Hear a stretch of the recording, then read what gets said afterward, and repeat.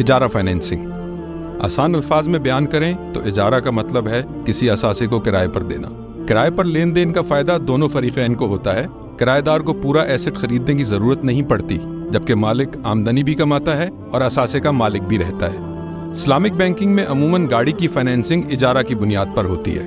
Bank مالک کی حیثیت سے مطلوبہ گاڑی خرید کر کسٹمر کو کرائے پر دے دیتا ہے، اور اجارہ کی طے شدہ مدت مکمل ہونے پر بینک کسٹمر کو علیحدہ معاہدے کے تحت گاڑی فروخت یا گفٹ کر دیتا ہے۔ کسٹمر کو گاڑی ملنے تک کرایہ چارج نہیں ہوتا، جبکہ اجارہ کی مدت کے دوران گاڑی ناقابل استعمال ہو جائے تو رینٹ فوری طور پر رک جاتا ہے۔ کار لیزنگ سمیت اسلامک بینکنگ میں تمام معاملات مستند مفتیان کرام پر مشتمل شریعہ بورڈ کی سرپرستی میں کیے جاتے ہیں، یعنی آپ مطمئن رہیں کہ اسلامک بینکنگ کی سب ٹرانزیکشنز اسلامی اصولوں کے عین مطابق ہیں۔